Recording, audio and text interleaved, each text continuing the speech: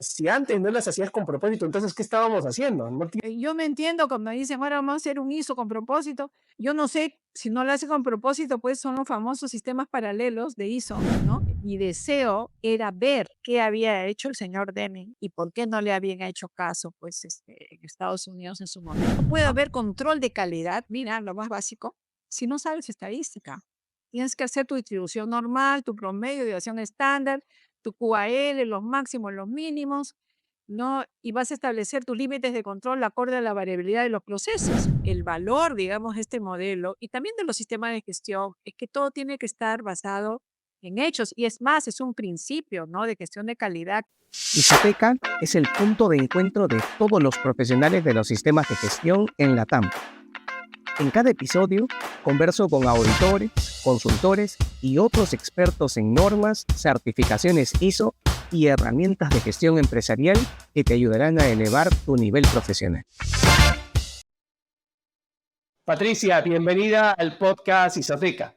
Es un gusto tenerte aquí y más por ser una molinera. Compartimos por ahí la misma alma mater, así que me da un gusto que tengamos esta conversación. Bienvenida. No, Rodolfo, al contrario, muchas gracias por contactarme y bueno, poder un poquito desplegarlo, un poco lo mucho que yo puedo aportar, ¿no? A todo lo que es la calidad, la gestión de excelencia, ¿no? Y todo lo que se pueda requerir. No, no, muchas gracias, al contrario.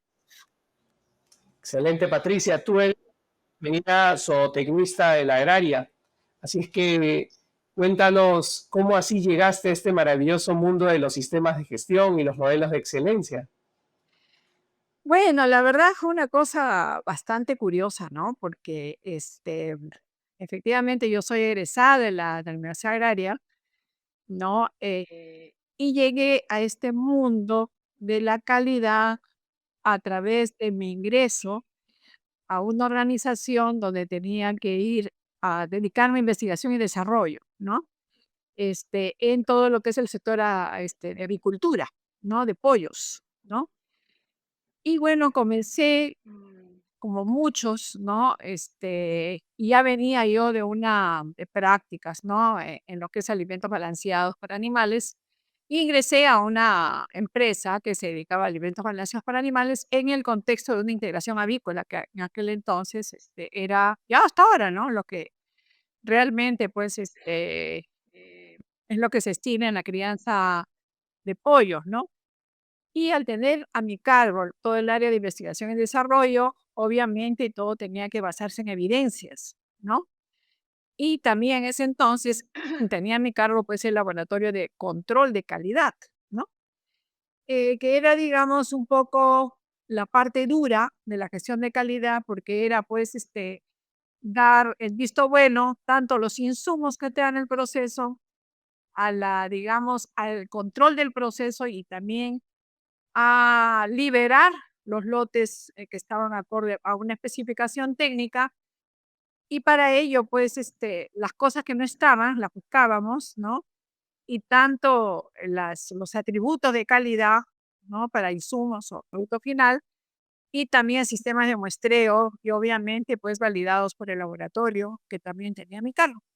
Y de esa manera llego a la parte del control de calidad, ¿no? Y que en ese momento realmente no había la información, te estoy hablando del año 86, 87, ¿no? No había la información que ahora tenemos, pues, a la mano, ¿no?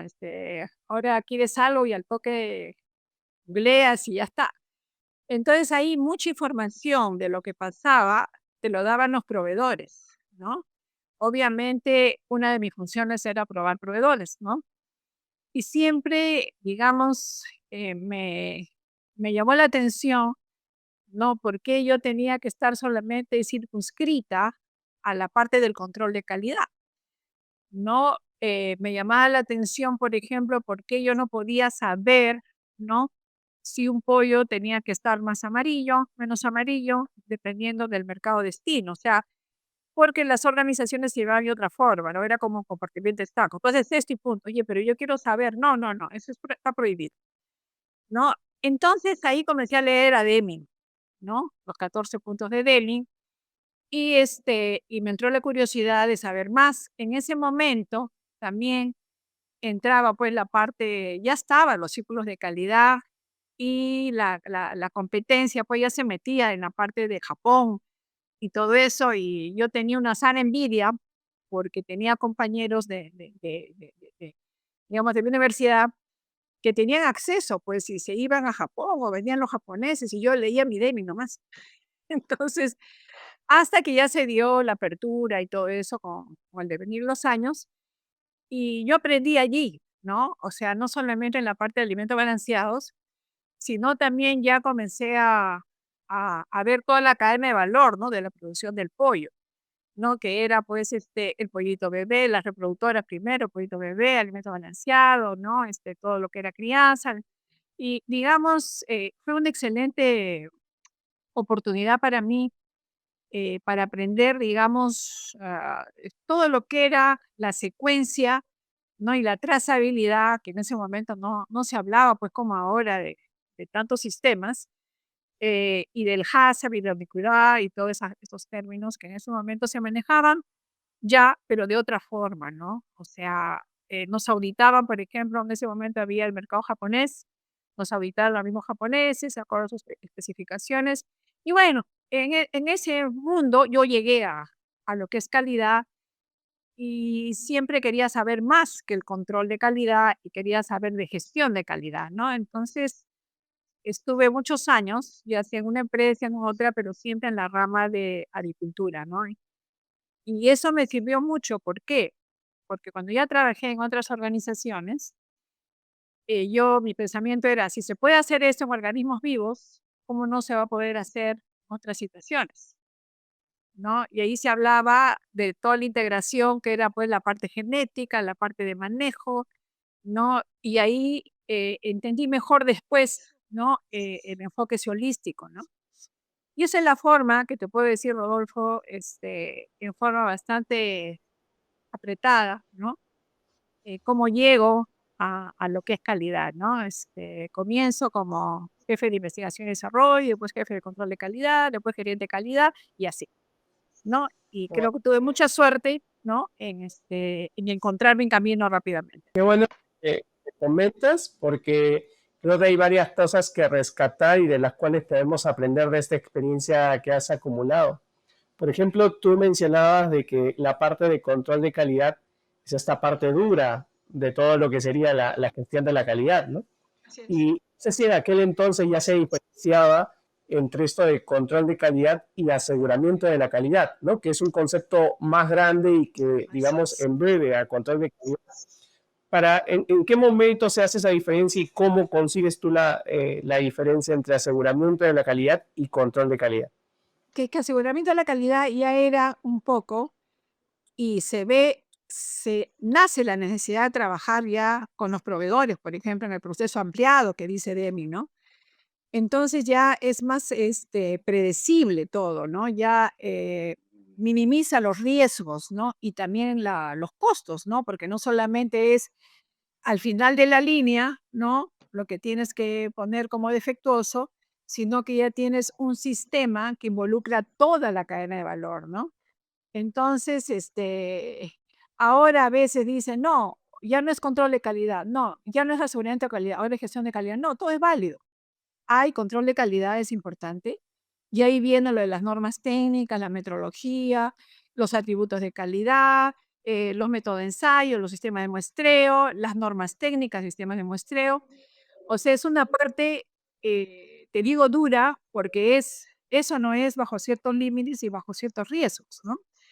Pero la gestión de calidad ya va involucrando a más actores, ¿no? Y ahí deviene pues el rol de la alta dirección. O sea, si la alta dirección no está, no te voy a decir involucrada, ni las palabras que se usan involucrada, comprometida, sino si no entiende, ¿no? Para qué está haciendo un sistema o para qué ingresa un modelo de excelencia, realmente no le agrega valor, ¿no? Y lo que ahora dicen, ¿no? Tenemos que hacer las cosas con propósito. Para mí, siempre tienen que hacerse con propósito. Y si la alta dirección realmente no entiende, y a mí me ha tocado a veces, ¿no? Cuando eran las auditorías de ISO, ¿no? Ya en otras organizaciones posteriores a la que te dio en avicultura, este, a la hora de la auditoría, alguien tiene que estar al lado de la más alta autoridad de la organización. Patricia, tú me tienes que decir y ponme acá rojito lo que tengo que hacer, lo verdecito, lo que tengo que hacer. Yo decía, no, es imposible. O sea, si tú no entiendes para qué estás haciendo un sistema de calidad, llámese ISO 9000 o 14000 o lo que fuere,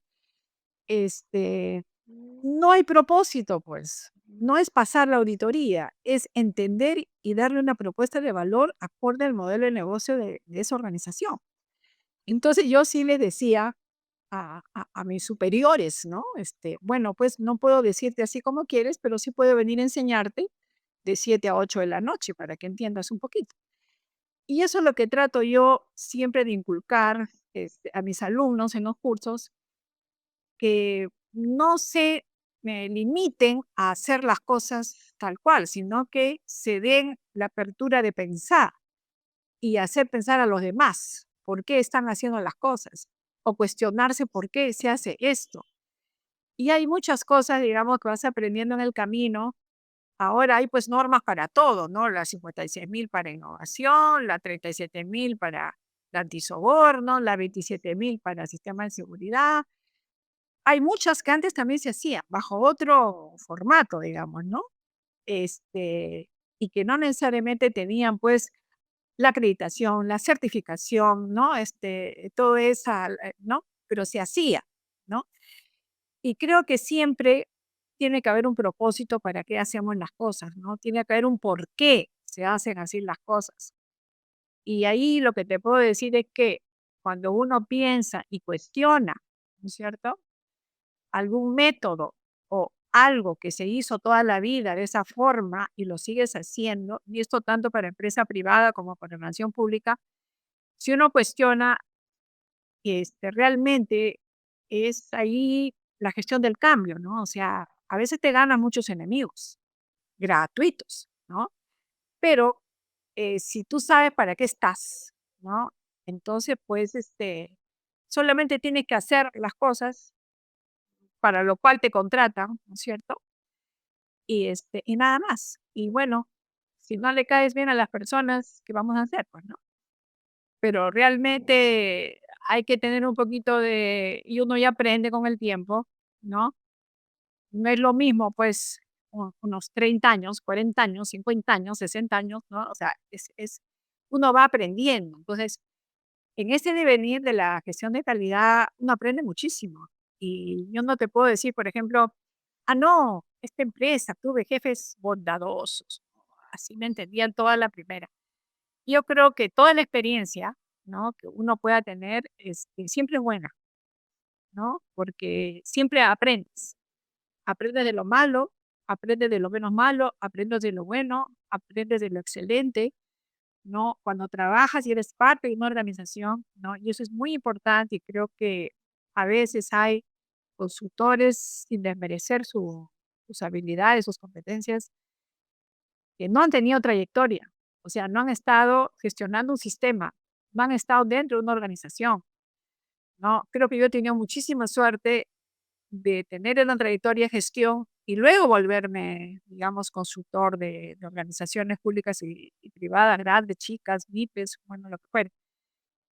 Porque ya entiendes y tienes mayor evidencia, ¿no? De cómo pueden ser las cosas, ¿no? Entonces, por eso te vuelvo a repetir yo a mis alumnos que hasta asisten a otros cursos que he dado y al del modelo de excelencia ahora porque tengo la suerte de formar evaluadores del Premio Nacional de Calidad desde el año 2012. Sí, les inculco esa como, ¿cómo te puedo decir? Esa inquietud, ¿no? De preguntarse por qué se hacen así las cosas. Y bueno, sí, es así, ¿no? Y de hecho, esto que tú vas pintando como panorama también nos va mostrando un poco la evolución que ha habido con respecto al concepto de calidad hasta ahora, este gran concepto de gestión de la calidad y hasta modelos de excelencia, tal cual se están entendiendo. Pero creo también, Patricia, que eso grafica lo potente que es regresar a los conceptos más básicos, ¿no? Se ha puesto muy de moda esto de encuentra tu propósito, bueno, con Simon Sinek, el círculo dorado y entre otras cosas, ¿no? Y que hay que hacer las cosas con propósito, pero como tú bien lo decías, si antes no las hacías con propósito, entonces, ¿qué estábamos haciendo? No tiene Nada, sentido. ya, yo me entiendo cuando dicen, ahora vamos a hacer un ISO con propósito. Yo no sé si no lo hace con propósito, pues son los famosos sistemas paralelos de ISO, ¿no? Que son paralelos, como una luna, ¿no? Por acá está el modelo de negocio, por ahí está el sistema, están esperando pues al auditor, viene, te certifica, y te da tu certificado, pero en lo que a mí respecta, ¿no? Siempre tiene que dar una propuesta de valor al negocio, ¿no? Y el negocio habla con numeritos, habla con rentabilidad, habla de vida, habla de, digamos, de marca, ¿no? Habla de muchas cosas que tienen que agregar valor, no habla de costos, ¿no? Habla de, digamos, de clima laboral, ¿no? Habla de datos, ¿no? Habla de veracidad de los datos para la toma de decisiones, ¿no? Entonces, y que eso también ha de venir en el tiempo a modernizarse, ¿no? Hace algunos años teníamos pues las tablas Excel, ¿no? Yo en la universidad todavía para hacer las investigaciones usamos, no sé si te acuerdas, qué terrible, ¿no? Papel milimetrado, ¿no? Para hacer las curvitas, ¿no? Y realmente, como te repito, he tenido la suerte de ver el avance tecnológico, ¿no? Sobre los sistemas de gestión, este, y ya de ahí se pasó a las tablitas Excel y a los cuadritos, ¿no? Ahora pues ya son los famosos RP, ¿no? Que los he tenido la oportunidad de usarlos en las organizaciones, ¿no? Que ya todo está en los software, ¿no? Pero no es la maravilla, o sea, si ingresas mala información, tienes una mala información para decidir, ¿no? Entonces, hay que estar al cuidado siempre de esos aspectos, ¿no? Y Y creo que sí, algo que se ha descubierto, ¿no? Porque en la formación actual que reciben muchos profesionales, y lo digo porque, por ejemplo, tú mencionabas hace un momento a consultores, ¿no? Profesionales que ahora hacemos consultoría. Muchos de estos profesionales vienen de diferentes especialidades, de diferentes profesiones bastante variadas, ¿no? O sea, me topo con administradores, ingenieros, abogados y de otras especialidades que algún momento han tenido experiencia con sistemas de gestión, certificaciones ISO, por ejemplo, y que han decidido hacer consultoría, ¿no? Y de pronto han aprendido de la norma, han aprendido de sistemas de gestión de la calidad, pero claro, esa parte de habilidades técnicas, como por ejemplo el tema de la estadística, para que se haga un control sobre los procesos, una vigilancia correcta, a veces se ha ido dejando de lado, ¿no? Y entonces ahora tenemos a muchas propuestas muy buenas a nivel de gestión, pero que se deja de lado en ocasiones este principio de toma de decisiones basada en evidencia o en datos como tal, ¿no?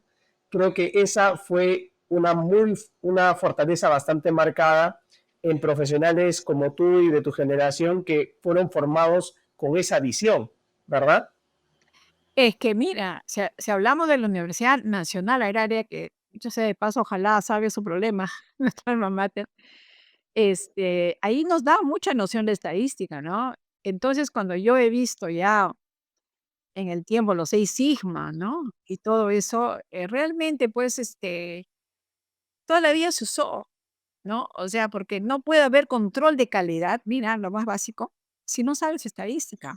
Tienes que hacer tu distribución normal, tu promedio, deviación estándar, tu QAL, los máximos, los mínimos, ¿no? Y vas a establecer tus límites de control acorde a la variabilidad de los procesos. Entonces, tenías que saber, ¿no? Esos conceptos, ¿no?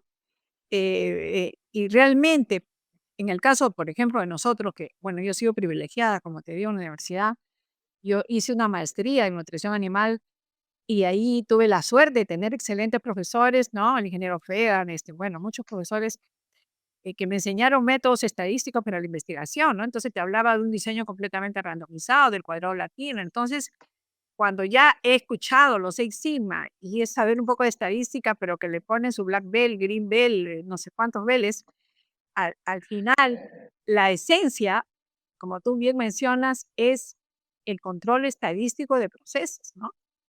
Entonces, Por eso te digo, a veces uno va a la herramienta y la tiene 1, 2, 3, 4, ¿no? Y sigue como una receta y no es así. O sea, tú tienes que ir viendo, es como cocinar. No, le pongo y me sale mejor, ¿no? Entonces, pero al final tienes ingredientes, tienes, digamos, el proceso, la temperatura de la cocina, cómo es, ¿no? Entonces, al final, por ejemplo, hablamos de Seis Sigma, que todo es el manejo de la variación, toda la vida se ha hecho en control de calidad, ¿no? Sino que ahora se aplica pues a la parte administrativa, hacen un diseño completo randomizado, un bloque randomizado, ¿no? Que incluye pues conceptos un poquito más avanzados de estadística, pero que si lo has entendido, le vas a sacar provecho. Entonces, caemos siempre en que hay que pensar, hay que entender. Si no pensamos, no podemos entender. Y si no entendemos, somos como robots. Hay 1, 2, 3, ¿no? Entonces comienza, a veces yo sí menospreciar a mis amigos, que tengo muchos que son consultores, ¿no? A veces yo los cochino y le digo, oye, tú eres maníaco, ¿no? O sea, ay, él lo quiera, no sé, pero mira, que el propósito, ¿no? Pero no es así, o sea, y en eso mucho ayuda el modelo de excelencia, la verdad, porque es, es como el gran paraguas, ¿no? Que si tú tienes sistemas de gestión, te ayuda a ver si están alineados. El negocio puede ser grande, ¿no?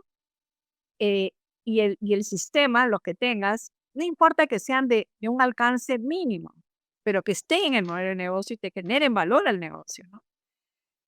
Y a veces, el otro día estuve en una presentación de la 37011, ¿no? Que ya va a salir esa norma, ¿no? Que es de gobernanza, todos los criterios ESG. Este, y por ahí hicieron una pregunta, ¿cómo convencer a la alta dirección, ¿no? De la responsabilidad social, el medio ambiente, ¿no? En realidad, tú tienes que convencer con números. No es que me vuelvo bueno y me preocupo del ambiente y quizá en muchas empresas, ¿no? O organizaciones públicas, puede ser, pero es mejor que hables con datos. Es mejor que Qué hables. bueno, qué bueno que esa sea la visión. Sí, porque coincido contigo y de hecho, podría ser incluso romántico esto, pero creo que siempre sirve volver a las bases, a los orígenes, ¿no? A las cosas, a las cosas más fundamentales, porque de pronto ahora quienes estamos viviendo este boom de la tecnología, y ya no digo ni siquiera de la tecnología, de la inteligencia artificial, a veces nos dejamos impresionar por herramientas sofisticadas, ¿no? Así es. Dashboard, mencionaste hace un momento, ERPs, herramientas de inteligencia artificial, que te toman datos, te preparan unos cuadros con bonitos colores y todo, pero todo eso puede ser muy bonito, pero la pregunta es si realmente le aporta valor al negocio. Así es, Y cierto. creo que el mejor caso que tenemos justo de cómo estas buenas prácticas orientadas hacia la calidad o lo que en su momento se denominó calidad total, es una prueba de que esto funciona y el impacto que puede tener en economías incluso mundiales, es lo que pasó con Japón en su momento, pues, ¿no? Y de hecho, tú hace poco en la conversación decías que comenzaste a leer a Deming, y bueno, todos sabemos que es una muy buena referencia obligatoria para todos nosotros que estamos involucrados en la gestión de la calidad, ¿no? Y me gustaría justo saber un poco de la experiencia que tuviste con tu formación en Japón, porque tú hiciste The Quality Management Program en la AOTBS, que es una organización que hasta ahora existe, ¿verdad? Que es una especie de colaboración en la que Japón intenta compartir conocimiento técnico de otros países. ¿Cómo fue esa experiencia? Porque yo te digo, ahora como profesionales de estos tiempos, uno tiene la oportunidad de que gracias a la virtualidad podemos acceder a esos programas en un clic. Pero yo creo que nada supera la experiencia de estar allá mismo y ver cómo esto funciona desplegado en su forma más silvestre. ¿Cómo fue para ti esa Bueno, experiencia? o ¿Tanto sea, contribuyó? también tuve mucha suerte, porque cuando yo postulé, porque antes se postulaba, ahora entiendo que hay otros mecanismos, ¿no? Se junta un grupo, ¿no? Y bueno, pagan, ¿no? Una cantidad y se van. Antes se tenía que concursar, ahora también hay esa modalidad, ¿no? Del concurso, ¿no? Y yo había leído, como te estaba mencionando, mucho pues a Deming, que era lo único que había para leer realmente, ¿no? Y me leía los 14 puntos y decía, pero ¿cómo más? Porque no sé qué, que el otro. Aparte llevaba los cursos también, cuando venía Ricardo Irata, que es este gran amigo, que es de México, ¿no? Y venía a enseñarnos pues la historia de la calidad, el PSA, los problemas, los círculos de calidad. Entonces yo leía a Deming muchísimo y también a Kaoru Chikawa y a todos los libros. Yo en la noche me iba a la librería Época, porque bueno, aparte tenía mis 3 hijos, y me compraba todos los libros habidos y por haber, y me los leía, ¿no? Entonces yo decía, caramba, ¿cómo puede ser que yo no pueda ir a Japón a ver las maravillas que ha hecho Deming, ¿no? Entonces se presentó la oportunidad cuando trabajaba en una empresa grande, porque ahí tenías que tener el referente de tener una empresa detrás tuyo para que te dé la garantía de que vas a ir. Pero era una beca igual, de concursabas y qué sé yo, ¿no? Entonces, gané la beca, ¿no? En ese momento, junto con varios, ¿no? Latinoamericanos también, y me fui a Japón, pues, ¿no? A la beca, pero antes era más larga, casi era un mes, ¿no? Ahora creo que 15 días, más lo que te demoras en llegar, ¿no? Que es ¿no? Pues te demoras un montón de tiempo en llegar, ¿no? Y realmente era como un sueño, porque estas becas no solamente es el conocimiento teórico que te lo dan, digamos, profesores japoneses, ¿no? Sino la visita a las fábricas, ¿no? Entonces, realmente, todo lo que uno había podido leer en los libros, ¿no? El libro de Tochi Pube, por ejemplo, que era métodos estadísticos, ¿no? Y yo ya lo aplicaba, pero ahí te lo daban, en inglés te lo daban, ¿no? Entonces, yo llevé mi libro en castellano, ¿no? Y no sabes, todo el mundo lo fotocopiaba, los que éramos latinos, ¿no? Porque eso estaba en castellano. Y realmente a mí me sirvió para validar lo poco o lo mucho que había leído, ¿no? Y ver in situ, ¿no? Estas fábricas, estos robots que ya existían, ¿no? Para hacer los carros, los automóviles, en Toyota, y también visitar también empresas pequeñas, ¿no? Y en simultáneo, como eran viajes que tenías que hacer, regresabas a las aulas, ¿no? A hacer tu trabajo, porque tienes que hacer un trabajo para sustentarlo al final. Hacíamos también visitas turísticas, ¿no? A Hiroshima, a todas estas cosas, ¿no? Eh, y realmente ahí fortaleces lo poco, lo mucho, Rodolfo, que uno lee y que yo había aplicado en el ámbito de las circunstancias que me lo permitían, los recursos que me brindaban las organizaciones y privadas, ¿no? Como que le ponías un guardar como, ¿no? O sea, esto es así, ¿no? O sea, lo hice bien, oh, tengo que ajustar acá, acá. Y realmente es una experiencia maravillosa, ¿no? Que yo creo que eh, mi, mi deseo, ¿no? Era ver, ¿no? Qué había hecho el señor Deming, ¿no? Allí y por qué no le habían hecho caso, pues, en Estados Unidos en su momento, ¿no? Y realmente yo creo que también el ejemplo es que cada cosa en la vida tiene su momento, ¿no?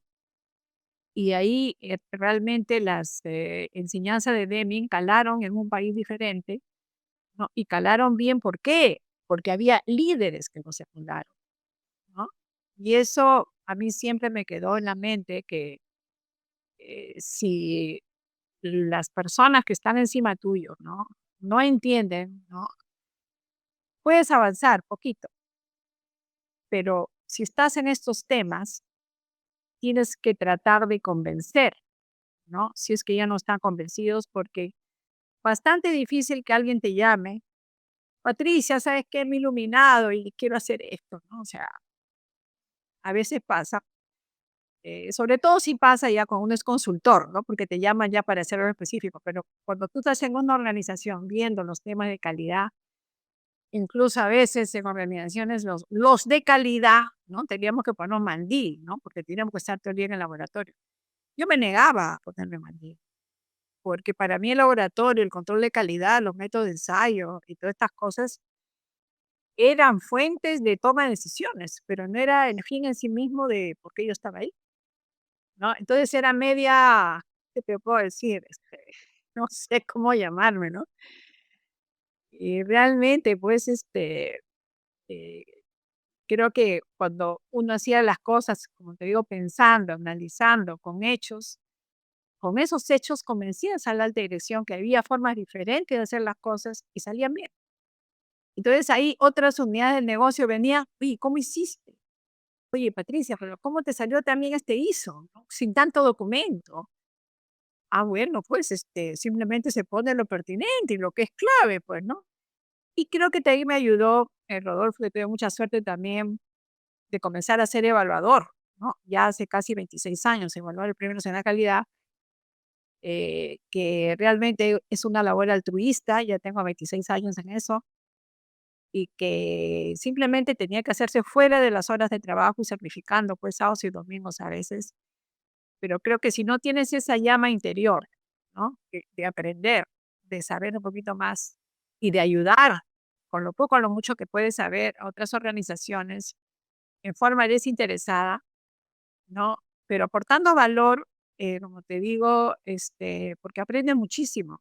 Entonces, eso lo hice paralelo a cualquier, digamos, rol que yo podía tener en las organizaciones. Entonces, todo se fue, digamos, cuadripulando de manera tal de que, ya cuando dejo de trabajar a tiempo completo en las empresas, y me toca decidir si sigo, pues ya me detengo y comienzo a hacer asesoría. Creo que me sirvió muchísimo el hecho de haber hecho, valga la redundancia, esta labor, ¿no? De evaluador del Premio Nacional de Calidad, ¿no? Porque aprendes muchísimo y eso complementado con el conocimiento de normas técnicas y perteneciendo a comités, en este caso ya del INACAL, que antes era Indecopi, ¿no? Y estoy en el comité SC 176, el comité espejo que ve todos los cambios de la norma madre, la ISO 9001, la nueva versión que ya viene, que ya viene, que ya viene, ¿no? Está como el aeropuerto, ¿no? Ya se inaugura, ¿no? Entonces, ahora me dan oportunidad de también, por eso te digo, tengo mucha suerte de estar en estos comités, ¿no? Y también, y sigues aprendiendo, ¿no? Y en esto de las normas técnicas, ¿no? Eh, realmente como el último trabajo que tuve a tiempo completo, veía temas de acuicultura, o sea, todo lo que es peces, crustáceos, ¿no? Todas esas cosas. Y tuve que hacer un proyecto ya de consultor para el Banco Mundial, interaccionar, digamos, con todo lo que era la realidad del Perú en cuanto a normalización técnica, y el trabajo era fortalecer los comités técnicos de normalización. Me tocó la oportunidad de comenzar a trabajar con productores de trucha en Huancayo y en Puno. Y una de las conclusiones de este proyecto fue que se arma el Comité Técnico de Apicultura, ¿no? Y también tengo suerte, pues, allí, porque me nombran presidente de ese comité, ¿no? Por haber estado, haciendo este trabajo en Huancayo y en Puno, ¿no? Y casi 14 años fui presidente de ese comité, y lo cual también te hace guardar como de la importancia de las normas técnicas, ¿no? Ya sea de requisitos o de métodos, ¿no? Y bueno, yo creo que uno siempre tiene que aprovechar estas oportunidades que te da las circunstancias, ¿no? Lo tomas y lo tratas de hacer bien y te queda el conocimiento, ¿no? Eso es lo que siempre he practicado en mi vida profesional hasta ahora, ¿no? Ojalá que pueda seguir haciendo, aunque ya estoy viejita ya. No, pero cada persona va cumpliendo un rol dentro de la sociedad y más en el ecosistema profesional en el que estamos. Creo que la experiencia que has acumulado y que te esfuerzas por compartir es bastante valiosa. Hace un momento, por ejemplo, tú decías esta de que no querías utilizar el mandil porque creías que ese no era el fin como tal de las labores que se hacían. Y tú decías, no sé cómo llamarlo, y yo te diría pionera, ¿no? Porque ya para este tiempo, 2025, ha habido tanta sensibilización con respecto a los temas de calidad que ahora ya se entiende que esta tiene que tener un enfoque estratégico, porque si no, no resulta.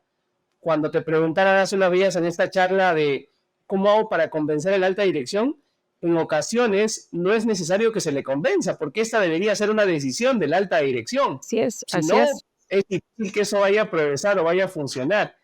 Y tú misma has hecho referencia a la importancia de las normas, de los estándares. Yo sé que tú eres una experta en normalización. Quizás la mayoría de profesionales no tienen la oportunidad de relacionarse con esta disciplina, así que me gustaría que nos cuentes un poco en qué consiste la normalización y cuál es el impacto que tiene sobre los negocios y sobre la sociedad como tal. Bueno, un poco para ver la normalización, ¿no? Las normas técnicas, ¿no? Realmente creo que son la base, ¿no? Para cumplir, digamos, con el cliente, ¿no? Eh, a veces, por ejemplo, cuando tú te compras un abrigo, ¿no? No dices, quiero un abrigo, que tenga pues de rayón tanto y de algodón tanto y que tenga un diseño de este tipo, que tenga, no sé, 400 hilos o 700 hilos. El cliente no dice la especificación. Lo que el cliente dice es, esto me queda bien, me abriga, me sienta bien, tiene buena caída. Entonces, las normas técnicas es aterrizar esa parte, digamos, de funcionabilidad de un producto en normas técnicas, que eso es lo que tienen que hacer las organizaciones, ¿no? Cumplir una especificación, un estándar, ¿no? Y el estándar, ¿no? Si es de requisitos, tiene que tener atributos, que le llamamos atributos de calidad. Tiene que tener un método de ensayo bajo el cual tú mides ese atributo. Y tiene que tener un sistema de muestreo para que, acorde al riesgo, tú puedas validar que ese lote realmente cumpla las especificaciones que al final le va a dar la satisfacción al cliente, que ni siquiera tiene la remota idea de la especificación, pero sí tiene que digamos, todo lo que es el uso, ¿no? El uso que le tiene que dar a ese producto, ¿no? Es igual, por ejemplo, uno maneja un carro, ¿no? Manejo mi carro, pero en realidad no sé, pues, no tengo por qué saber qué pasó con el motor. Yo lo siento suave, me gustan los cambios, tengo un carro automático, estoy cómoda, pero detrás de eso hay una serie de normas técnicas que se tienen que cumplir, ¿no? Eh, el campo de la normalización realmente yo creo que es muy amplio, ¿no? Los mercados se rigen por normas, ¿no? A veces ha habido, digamos, incluso INACAL, cuando antes estaba, digamos, siendo parte de INECOPI, ¿no?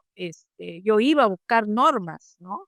Porque había que tener las normas, a veces no había, y en las organizaciones, digamos, que tienen dinero, ¿no?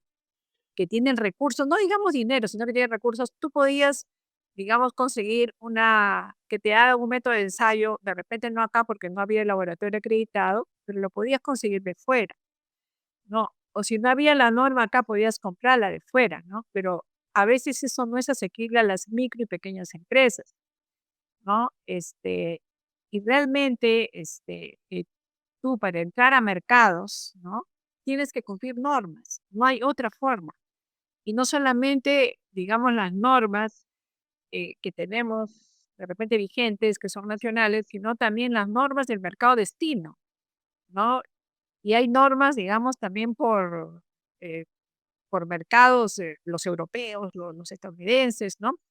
Entonces, realmente todo es cumplimiento de normas, ¿no? A veces son las que tenemos acá, por ejemplo, las normas técnicas que hacemos a través de la Dirección de Normalización del INACAL, son voluntarias, ¿no? Pero las que tienen que ver, digamos, o tienen impacto en la integridad del ser humano, se vuelven casi obligatorias, ¿no? En cosas de alimentos, digamos, he trabajado mucho en alimentos y hay sistemas específicos para alimentos como es el HACCP, las buenas prácticas, después vino ya la ISO 22000 y todo eso, ¿no? Entonces, hay trabajos de uso de la ISO, ¿no? Que se han hecho en impacto de las normas sobre los negocios, ¿no?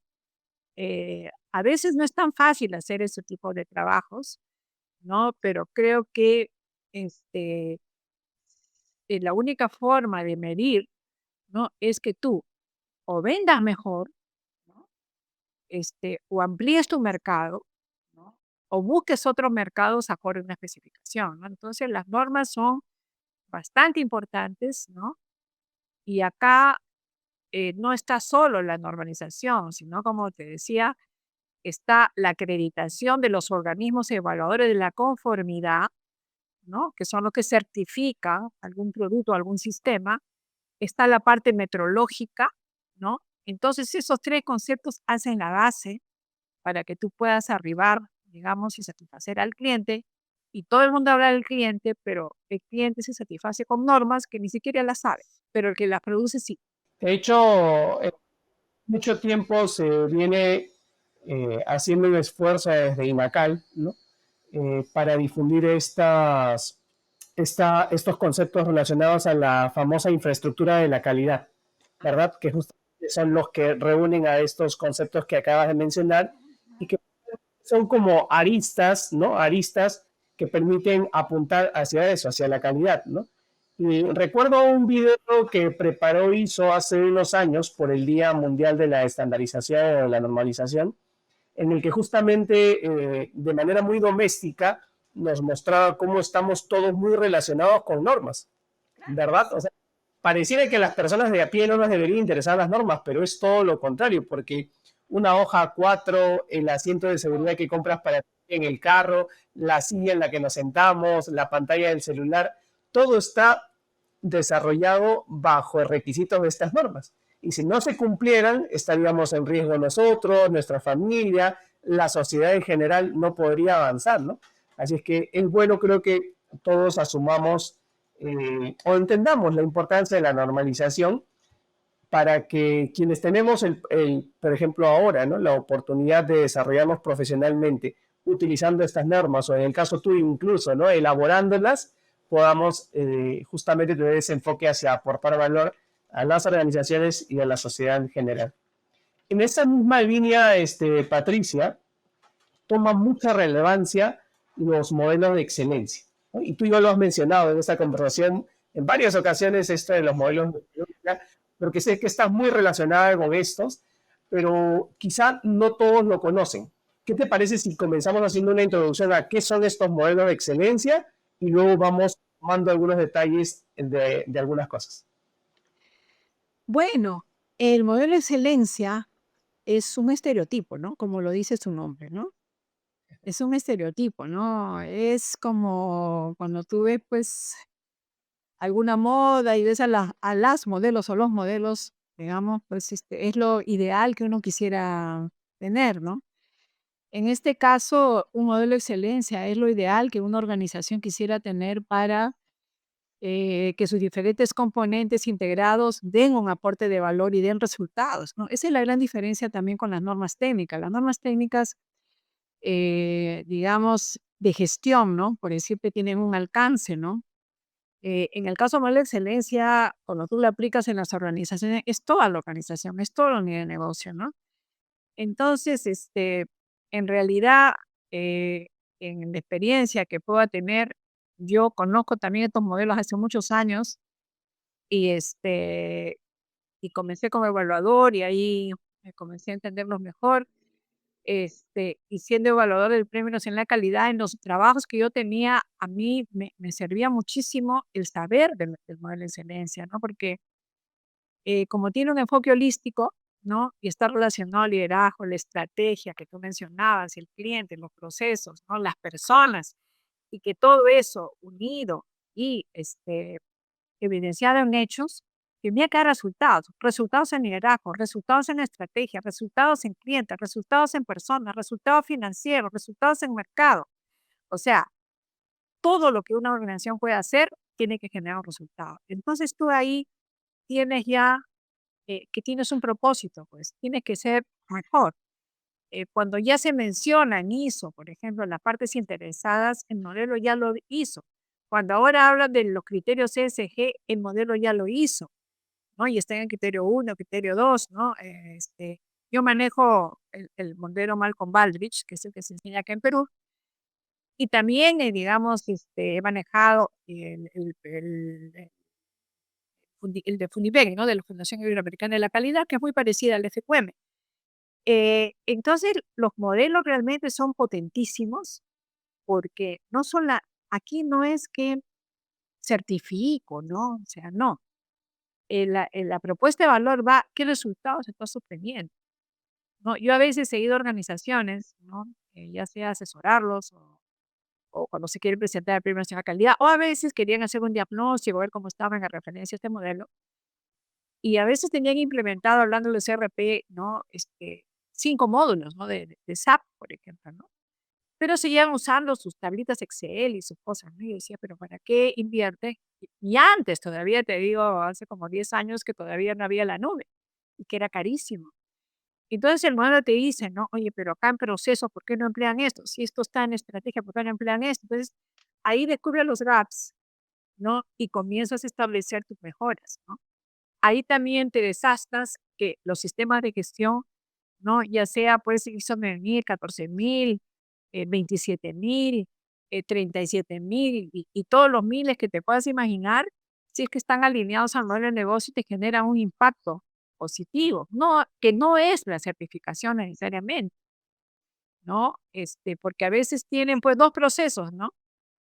Y realmente pues, bueno, el modelo te dice, oye, primero identifica tu proceso clave, ¿no? Eso es lo que te dice el modelo, ¿no? Y como no es prescriptivo, ¿no?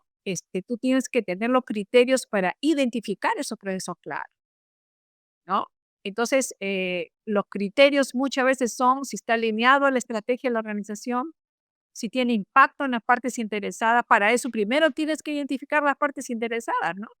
Y a veces me ha tocado, Rodolfo, ir a organizaciones que para identificar a una de las partes interesadas, que es el cliente, había que hacer talleres, porque no sabían quién era su cliente, ¿no? Y en organizaciones grandes, ¿no? Entonces, igual, digamos, el modelo te dice cuáles son las competencias esenciales de la organización, por ejemplo, ¿no? Había que hacer talleres para identificarlas, ¿no? Entonces, realmente el modelo tiene mucha potencia en en generar resultados de la organización. Tú puedes estar haciendo, por ejemplo, aplicando el Lean con el Six Sigma, ¿no? Pero a ver qué hiciste. O sea, bajaste la variación y ¿qué pasó? Bajaste los costos, vendiste más, ¿no? No sé, optimizaste los presupuestos. Este, ¿Qué pasó ahí? O sea, ahí realmente siempre tiene que ser con propósito, pues no hay pierde en los modelos, ¿no? Entonces, yo creo que, por ejemplo, ahora en la revisión que se está haciendo de la ISO 9001, digamos, hay muchos otros conceptos que en su momento incluso se está viendo la ISO 9004, ¿no? Que tú sabes que es una guía no certificable, pero que te da estado de madurez. El modelo de excelencia te da estado de madurez. Y para los ingenieros, el que te den una nota sobre 1000, oye, estás en 234 y acá digamos, tu mayor gap está acá, allá. Entonces tú comienzas a trabajar sobre eso. A veces, por ejemplo, hablando, por ejemplo, de Japón y la OTS, acá tenemos el programa 5S, ¿no? Que eso es lo que se está ahorita promoviendo, 5S y Kaizen, ¿no?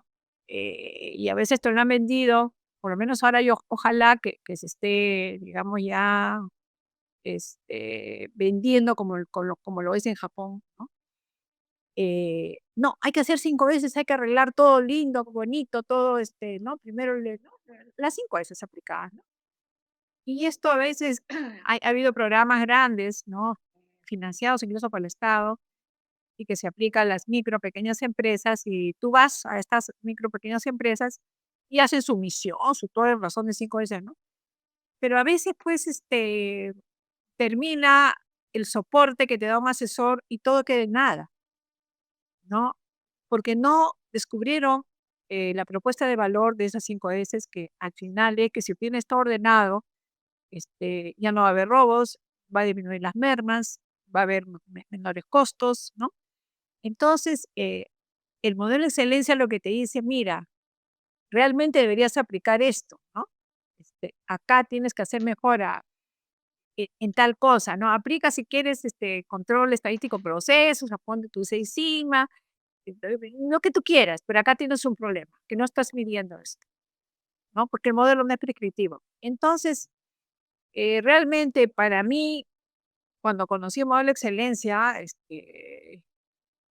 creo que también fue un momento mágico, ¿no? Cuando comencé a evaluar, ¿no? Bueno, antes éramos pocos evaluadores, ¿no? Y cuando comencé a evaluar, apenas llevé mi curso, ¿no? Que ahora lo dicto, ¿no? Comencé a evaluar a los 6 meses, ¿no? Y me tocó ir a una empresa en la selva que daba servicios de fauna, de mirar los animalitos, ¿no? Y ya me tenías a mí en el peque, ¿no? En Tambopata, ¿no? Con los añujes, ¿no? Y todo eso, viendo, digamos, los servicios que brindaba que eran, digamos, como los hoteles, ¿no? Sino que daban otro tipo de servicios, y había que evaluar los servicios, ¿no? Entonces, y de ahí comienza, pues, yo comienzo a mirar la importancia de estos modelos, ¿no? Y que realmente, pues, el evaluador al recibir un informe de postulación es mejor que una maestría, ¿no? Porque es como que buceas, ¿no? En las organizaciones y comienzas a ver el liderazgo que hay, en estrategia que hay, en clientes que hay, en la parte de personas que hay y los resultados. Entonces tienes un mapa en tu cabeza que a mis alumnos yo les digo, ¿no? O sea, si tú aprendes esto, no te va a dar nunca Alzheimer, porque por un lado entra el modelo y por otro lado entra la organización. Y lo que siempre les digo es, pero primero tienes que entender a la organización. Si tú no entiendes el modelo de negocio de la organización, o sea, vas a tener limitaciones en la evaluación, ¿no? Es diferente una entidad pública, por ejemplo, que una entidad privada. Los conceptos son los mismos. La interpretación es a veces un poco diferente porque las entidades públicas tienen un marco legal fuerte. Entonces, hay que, bueno, volvemos a lo de siempre, hay que pensar, ¿no? Entonces, eso te podría decir, Rodolfo. Siempre he tenido mucha suerte yo en las Reiter, ¿no? O sea, Creo que a este le vamos a llamar la suerte y la calidad, Patricia, por coincidencia. no No, sé. coincido contigo en la potencia de los modelos de excelencia. De hecho, desde hace unos años, creo que 2019, 2020 también, participé del curso y me han invitado a participar como evaluador, lo estaba haciendo y me ha permitido también conocer y aprender muchísimo. Y como tú bien dices, o sea, creo que tener esa experiencia reemplaza a muchos cursos o programas académicos que uno pueda ayudar y que de escritorio técnico aprender, ¿no? De hecho, por cultura general, te cuento que yo he revisado un poco de cómo empezaba esto de los modelos de excelencia y vaya sorpresa, que todo empieza también con Japón, ¿no? Porque son los japoneses los que Sí, el crean el modelo primer, Gimmick, claro, exacto, el premio de Abel, claro, ¿no? En honor claro. a su gran maestro y mentor que los llevó a salir de esa crisis. Y Sí, creo hasta que a bueno. partir replicado, ¿no? Se han replicado varios modelos, varios en diferentes latitudes del país. Por ejemplo, tú decías que manejas mucho el modelo de Balbridge, ¿no? Que es el que se utiliza como referencia aquí en Perú. Sí, Pero está el FMM. Creo que también es evaluada para el iberoamericano, si no me equivoco. sí, sí, sí, sí, sí, la última vez que valió fue el año 2019, ¿no? Pero a veces no hay tiempo, uno tiene que trabajar también, Rodolfo. Y cuando yo acepto, digamos, evaluar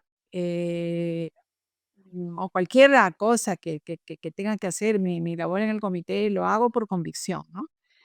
Y lo tengo que hacer bien, ¿no? Así sea algo gratuito. Entonces yo tengo eso como principio de vida. Si aceptas algo, termina, ¿no? Y creo que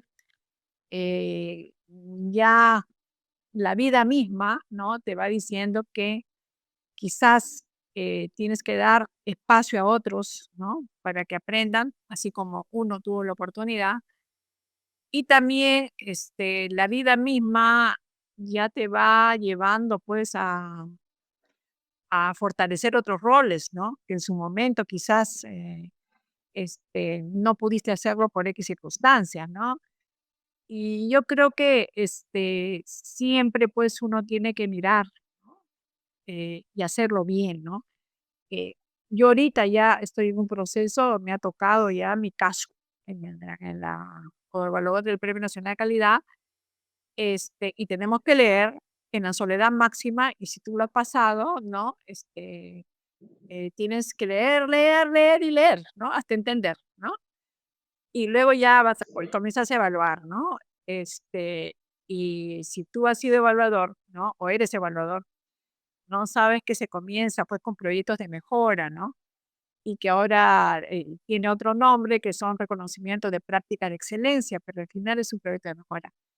Y ya cuando adquieres cierta expertise, digamos, ¿no? Que tienes como un coach, que es el evaluador líder, ya pasas a evaluar este modelo de excelencia, pero también depende mucho del, digamos, de la cantidad de organizaciones que se presentan al Premio Nacional de Calidad en estas dos categorías, ¿no? Y bueno, como te digo, antes éramos pocos evaluadores, ahora somos regular cantidad de evaluadores, pero de ahí algunos pues siguen, otros se retiran, porque la verdad, a veces pues uno se coloca ahí, por lo menos a mí me toca evaluadores y tienen que trabajar, ¿no? Así como yo lo hice, ¿no? Y no necesariamente, yo jamás trabajé estas cosas dentro de mi horario de trabajo, ¿no? Yo venía a mi casa y en mi casa con mi computadora lo hacía, ¿no? Y eh, para un poquito decirte cómo era, digamos, antes no nos dejaban sacar el informe de postulación, en este caso del Centro de Desarrollo Industrial, quien promueve este premio, este modelo, y teníamos que ir después de las horas de trabajo, ¿no? A leer ahí y apuntar en nuestro blog, ¿no? Y después venir a la casa, contar a los hijos que estaban todos vivos, ¿no? Y comenzar a trabajar a las 11 de la noche, ¿no? O sea, era así, los sábados y domingos con tu informe para todos sitios, leyendo, haciendo tus anotaciones. Entonces, tienes que tener esa convicción de que te gusta, al principio, ¿no? De que tienes una responsabilidad grande porque dejas de ser Patricia Infante para ser evaluador del Premio Nacional de Calidad y representas en este caso al Centro de Desarrollo Industrial, quien promueve este tipo de reconocimiento. Y cuando haces consultoría para hacer diagnósticos y estas cosas, realmente es una felicidad grande cuando quizás se sientan maduros para presentarse este tipo de premio o postular, o nunca se presentan porque lo tienen al interno, ¿no? Entonces, al final, tienes que hacer las cosas por convicción, ¿no? Tienes que hacer las cosas queriendo, ¿no? Y ahí viene Creo la que, parte gana, ¿no?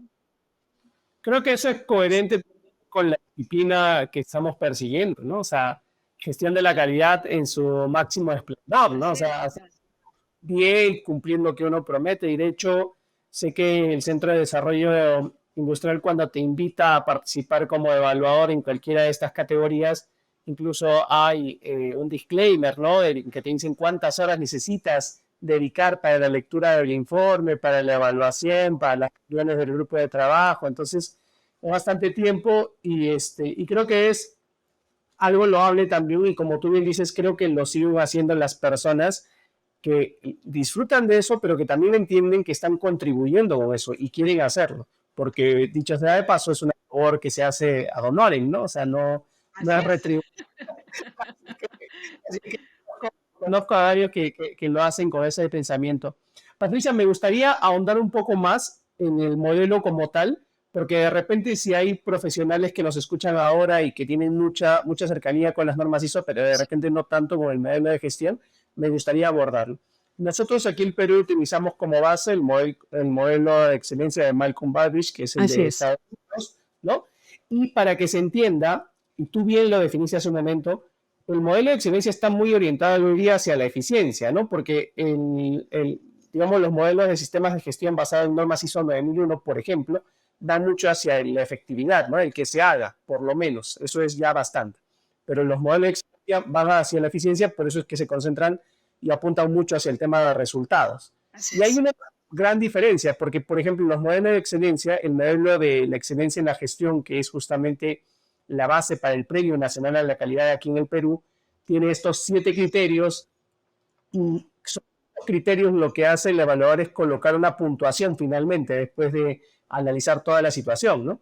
Y claro, se entiende que esto sea un concurso porque digamos que el resultado final es que la organización participante obtiene un puntaje, ¿no? Y entre todos los participantes se ve quién el ranking y se otorga el premio a la que haya tenido mayor puntaje.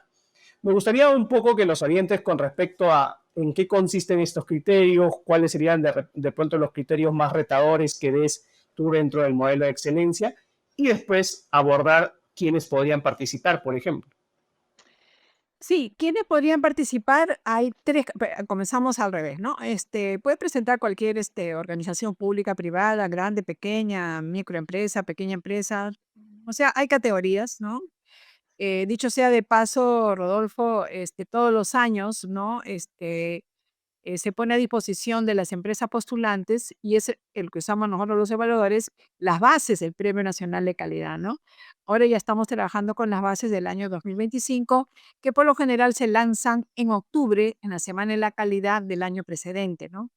Entonces, estas bases se lanzan siempre en octubre en este caso, se lanzaron en octubre del año 2024 y sobre las cuales se han presentado las empresas ahora, ¿no? Que hace una semana ya, el 1 de abril fue la última fecha para que se presenten los informes de postulación.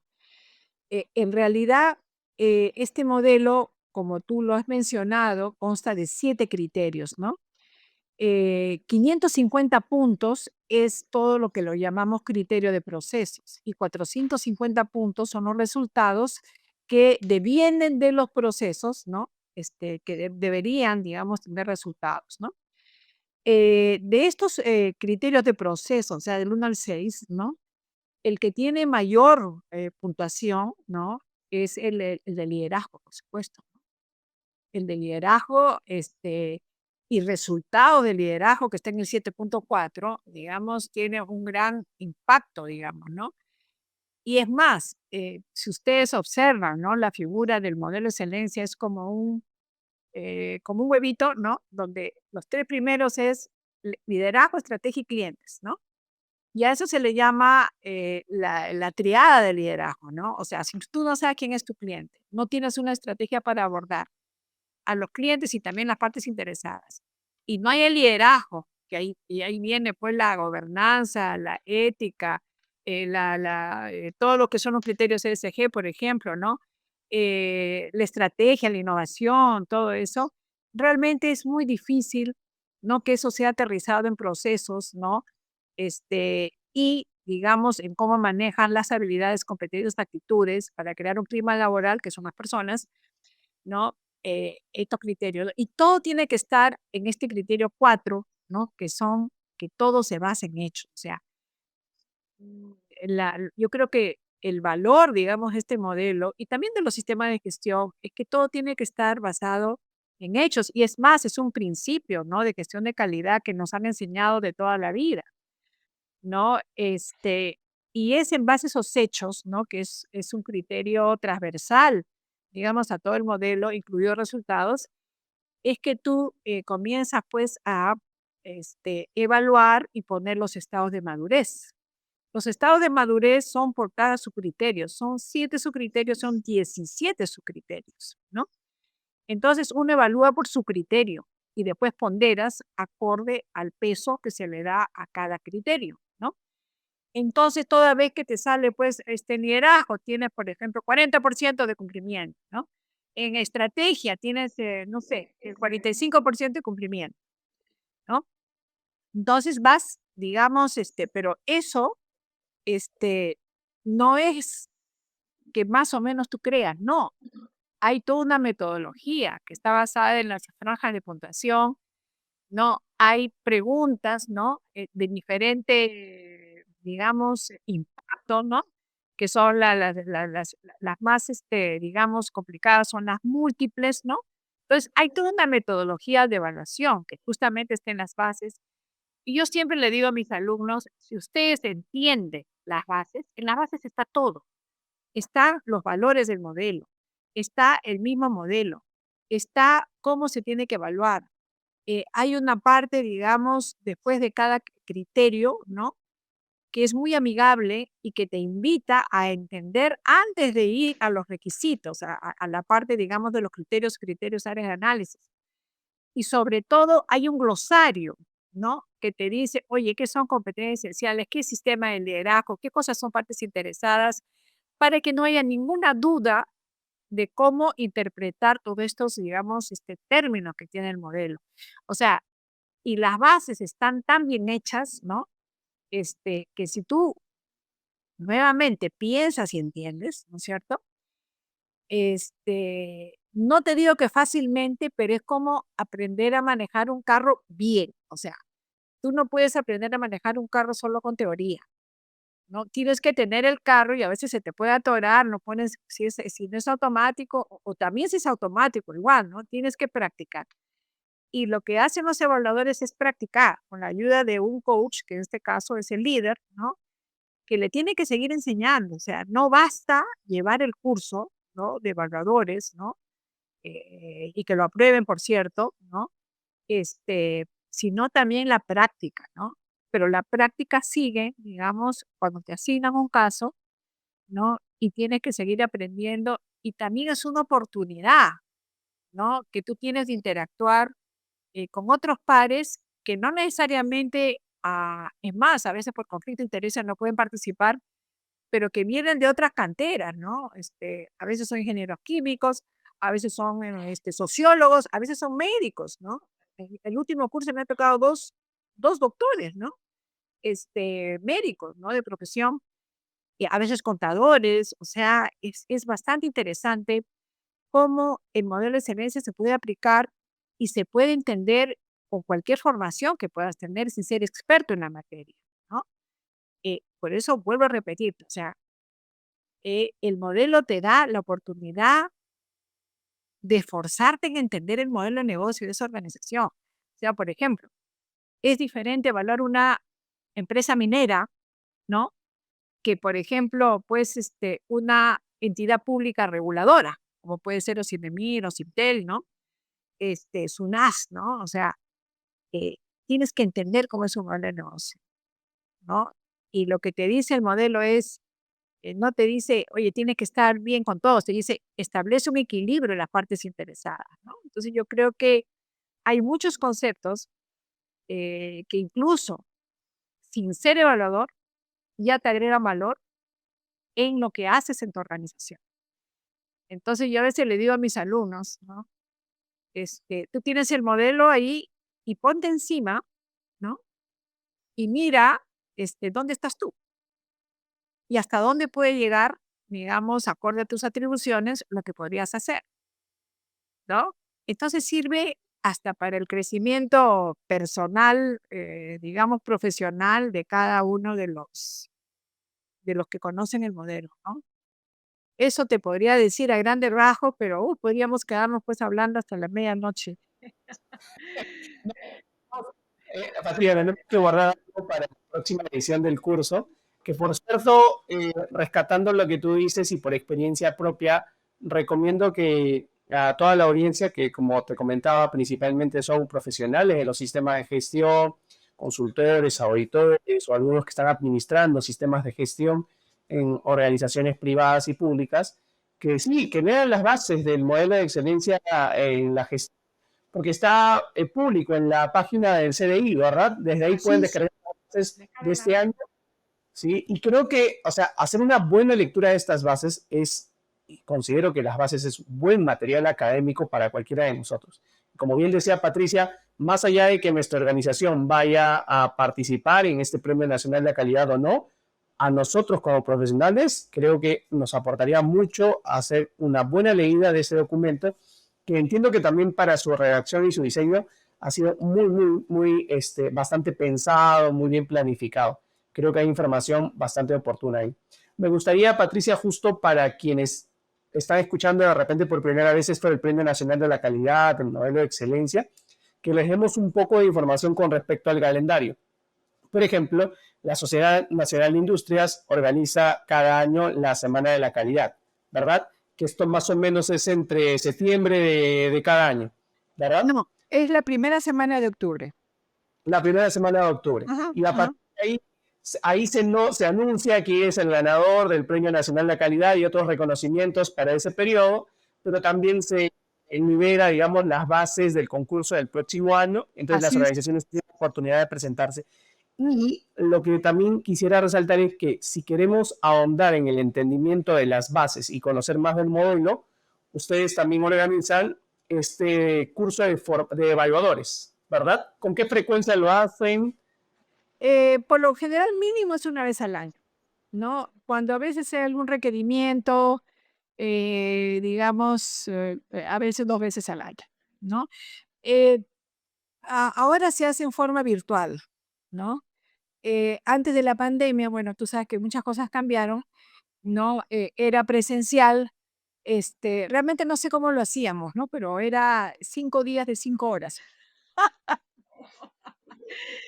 No sé si tú lo llevaste presencial, pero era bastante fuerte, de 5 a 10 de la noche, ¿no? Y había que hacer muchos esfuerzos porque la gente viene de su trabajo, ¿no? Y realmente 5 horas eran bastante retadoras, ¿no?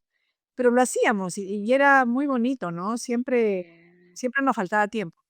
Ahora el curso es virtual, ¿no? Se hace igual, la sesión es de 24 horas y una hora o sea, 25, ¿no? Una hora de examen, ¿no? Pero las sesiones son de 3 horas, ¿no? Porque 5 horas ya es un poco complicado, ¿no? Mantener a la audiencia y sobre todo que, te comento a nivel personal, ¿no? Cuando comenzamos a hacer ya los cursos virtuales, yo me estresaba muchísimo porque eh, para tú saber que estás llegando a que la gente entienda y siendo, como te digo, totalmente heterogénea en trayectoria, en edad, digamos, en sector, ¿no? Entonces, mucho hacía cómo veías todas las personas, ¿no? O sea, mirabas el lenguaje corporal, ay, esto por acá, hacías tus grupos, estabas mirando, ¿no? Pero, ya virtualmente a veces se complica, hay algo, no sé, que está funcionando mal. Eh, No, dale, nada más termina con esa idea. ya, okey. Entonces, ahora, pues, el reto es, en esas 3 horas, ¿no? Hacer talleres, ¿no? A través, digamos, de las, plataformas virtuales. Y uno, pues, ya es limitado es el lenguaje corporal. Entonces, yo cuando entro a los talleres, oye, pongan su cámara porque quiero verles las caras, pues, a ver si entendieron, no entendieron. Y realmente, pues, ya me acostumbré, pero el primer año fue, digamos, un poquito frustrante, eh, porque a veces, pues, no es igual, ¿no? El face to face, no igual, los procesos de evaluación antes eran ir y mirarlos, ¿no? Ahora la mayoría, pues, yo creo que prefiere la virtualidad y a veces está bien porque el tráfico en Lima es terrible, te demoras mucho tiempo pero ya desde el año pasado hemos regresado a todo lo que es la parte, digamos, que las evaluaciones son presenciales, ¿no? Porque también en el tiempo de la pandemia estuvimos, haciendo las evaluaciones, así como las auditorías remotas en sistema de calidad, también estuvimos haciendo las evaluaciones, virtuales, ¿no? Eso. Sí, sí. De hecho, estoy contigo en que la virtualidad ha traído sus propios beneficios, pero también sus desventajas, como siempre ocurre, ¿no? Siempre que aparece un nuevo contexto, una nueva tecnología, tiene sus ventajas y desventajas, Así es. pero ahí aplica muy bien este término de que todo tiempo pasado fue mejor, ¿no? Porque como tú dices, pues el face to face siempre sirve y tiene mayor impacto. Hasta que te Cumple su... acostumbras, Rodolfo, ¿no? Y ya descubres, digamos, otras formas de llegar, de calar, ¿no? En los alumnos, ¿no?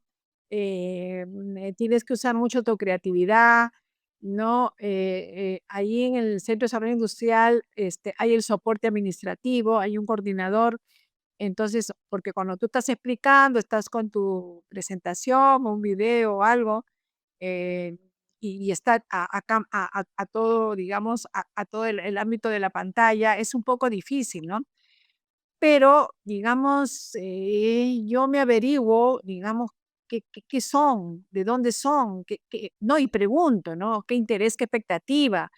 ¿No? Entonces, ¿cómo te puedo decir?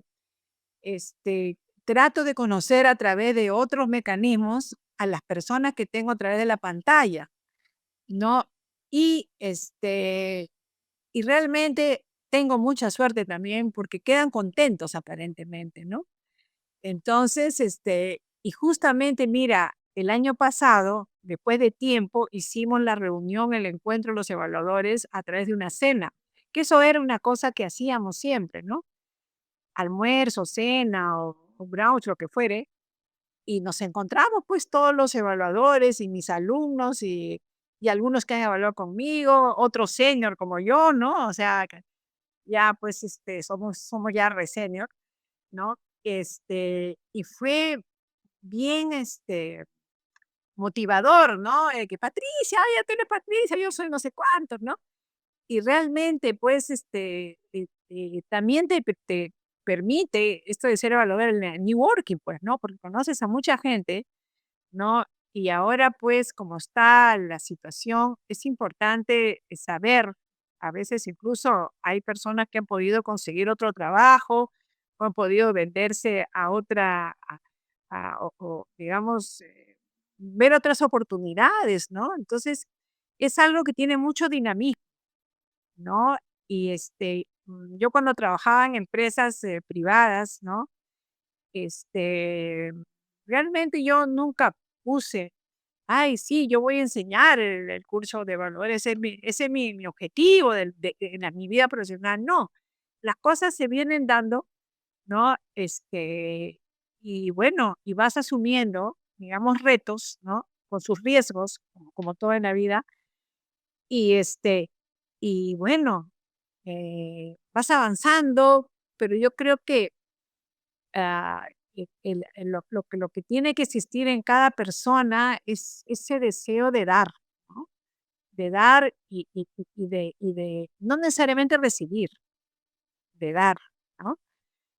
Y que realmente ya como un plus te puedan decir, porque nos hacen evaluación, ¿no? Del curso, por ejemplo, cómo dictaste, que no sé qué, esto y que el otro, y los alumnos, y también cuando somos evaluadores, las empresas nos hacen el feedback, ¿no? O sea, la gran satisfacción es que hiciste lo mejor que pudiste y la cosa va bien, ¿no? Y realmente yo creo que eso es la gran satisfacción que uno pueda tener, ¿no? Como profesional, ¿no? O sea, que las cosas salgan bien eh, y asumir, digamos, ese compromiso, ¿no? Eso es lo más importante. Qué gusto conocer personas como tú que disfrutan lo que hacen y creo que a partir de ese disfrute es que se esfuerzan por hacerlo también, Patricia. Y en cada una de las cosas que vas describiendo se percibe eso. Realmente agradezco que te hayas dado este tiempo para compartir tu experiencia con la audiencia aquí en Isoteca. Dicho sea de paso, tristemente me perdí esa reunión de evaluadores. Espero que haya una próxima en la que podamos conocernos Qué mal, ahí. pues, qué mal, por Rodolfo, qué mal. Estuvo rico el chipa. Sí, eso me comentaron, pero la próxima tengo que estar ahí. Patricia, muchas gracias por haber estado aquí en el podcast y te dejo ahí unos segundos para que te despidas de la audiencia o si de repente les cuentas dónde te pueden encontrar por si quieren hacerte alguna consulta adicional a partir de lo que has contado. No, bueno, mis datos lo pueden encontrar en LinkedIn, ¿no? Mi nombre es Patricia Infante, ¿no? En LinkedIn me encuentra fácilmente. Yo ya tengo muchos años en esto y realmente me siento muy joven todavía. Mis neuronas hacen sinapsis, ¿no? Todavía. Y creo que las cosas se tienen que hacer con pasión, se tienen que hacer con alegría, se tienen que hacer con entrega, ¿no? Eh, y como te decía al inicio, hasta de una mala experiencia, ¿no? Que uno podría considerarlo, siempre tienes que aprender, ¿no? Porque ya no tienes que hacerlo así, tienes que hacerlo diferente, ¿no? Entonces, nada, Rodolfo, agradecerte esta oportunidad y dar a conocer estos 26 años que tengo en el modelo de excelencia y otros más años, digamos, de trayectoria profesional, que lo he hecho siempre bastante, ¿cómo te puedo decir? Siempre con ganas de hacerlo, ¿no? O sea, cuando a veces yo salía de una granja, ¿no? Como trabajaba en la parte de agricultura de Chancay, de Huaral, ¿no? Y salía con el carro que me da la organización, ¿no? Y de ver a los pollos y estas cosas, y veía pues que el sol se estaba ocultando, ¿no? Y tenía que enrolvar la carretera para regresarme a Lima, decía, caramba, ¿qué hago yo acá con 3 hijos, no? Y simplemente era poner primera, ir, ¿no? Y así ha sido toda mi vida, ¿no? Pones primera y sigues, ¿no? Y vas, pones segunda o paras, ¿no? O sea, eso es lo que yo creo que ojalá, ¿no? Este tipo de comportamiento, que es lo que falta al país, ¿no? Trabajar con transparencia, trabajar con ética, trabajar con responsabilidad, trabajar con alegría, trabajar, digamos, con humor, ¿no? Y con responsabilidad, ¿no? Yo creo que es el legado que tenemos que dejar a los hijos y, bueno, pues si es posible en la sociedad, ¿no? Eso te podría decir. Genial, Patricia, muchas gracias. Me gustaría, aprovechando las sinapsis que están ahí súper activas y ya habiendo escuchado las referencias que nos has dado, me gustaría terminar con algo. ¿Qué te parece si nos recomiendas 3 libros que deberíamos revisar todos los profesionales involucrados en la gestión de calidad? Solo regálanos 3, ¿qué te parece? Bueno, definitivamente tienen que leer los 14 puntos de Deming de Gitlow y Gitlow, ¿no? Eso. También el libro de Kaori Ishikawa, ¿no? Y el libro de Hitoshi Hume de métodos estadísticos, ¿no? O sea, yo creo que esos libros, aparte, ¿no? Tú sabes de las bases, ¿no? Que es un libro, ¿no? Que sale todos los años. Y yo creo que te da el soporte. El otro día encontré un libro que yo lo usaba mucho, de Yurán, ¿no? Que es un libro, no sé si lo has visto, gordo, ¿no? Que te habla pues de la trilogía de la calidad, ¿no? Y que eso es lo que leíamos en aquel entonces, que no había Google, no había ChatGPT, no había tantas cosas. Pero yo te recomendaría esos 3 libros, ¿no? El de Deming, de todas maneras, y ustedes van a ver ahí, digamos, tantas enseñanzas, porque ese libro te dice digamos, el punto, te dice cuáles son los errores y te da ideas para la acción, ¿no? Te puedo contar ya para terminar que, por ejemplo, yo decía, pero ¿cómo convenzo a los gerentes, a los iluminados, ¿no? Entonces, alguna vez se me ocurrió, oye, no sabes qué, al gerente que me haga el punto 1 de Deming, al otro que me haga el punto 2, a que me haga el punto 3, ¿no? Y por ejemplo, el 8 que era eliminar el temor, ¿no? Que eso es lo que a veces limita, ¿no? A muchos, ¿no? Que tienen miedo de muchas cosas, ¿no? Yo creo que uno, contra más seguro esté de lo que quiere hacer, no debe tener miedo, porque al final puedes perder tu trabajo, sí, ¿no? Encontrarás otro, ¿no? Es difícil, pero si tienes la convicción que estás haciendo las cosas correctas, ¿no? Ese punto 8 a mí me encantaba de eliminar el temor, ¿no? Y hay muchos puntos. Entonces yo creo que ese es el libro de cabecera que no ha perdido vigencia y que realmente y ustedes van a encontrar ahí muchas cosas que ahora ya tienen otros nombres, como métodos ágiles y todos los nombres habidos y por haber que le ponen ahora, ¿no? Eso es, Sí, Rodolfo. de hecho, coincido contigo, Patricia, en que ese es el libro obligatorio porque yo me he cruzado con varios autores que se refieren a este libro de Deming, esto de los 14 puntos de Deming, como la Biblia de la gestión de la calidad. Así que es infaltable dentro de nuestra biblioteca. Patricia, muchísimas gracias por haber estado con nosotros. Espero vernos pronto. Gracias. Chao, Rodolfo, a ti. Muchas gracias. Gracias por llegar hasta aquí. Si este episodio te dejó una idea, una pregunta o con ganas de más, ya valió la pena. Suscríbete al canal para que no te pierdas de lo que viene. Cada semana seguimos profundizando en el ecosistema IS. Y si te ha picado el bichito del emprendimiento, te invito a conocer la comunidad ISOpreneur, un espacio en el que construimos nuestro negocio de consultoría ISO. Te espero ahí.